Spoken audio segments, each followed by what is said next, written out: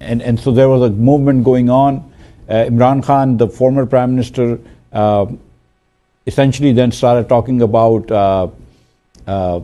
some Quranic verses, just called Amr-Bil-Maroof and Nahi Anil Munkar, meaning that this is promotion of virtue and prevention of vices, somehow that we were the, standard bearers of vice and he was somehow the standard bearer of virtue. That, by the way, for reference, was also a line that Taliban used in the previous incarnation. They had a ministry of that name. But we इस पर तबसरा करते हुए पीर नूरुल हक कादरी ने भी एक tweet किया।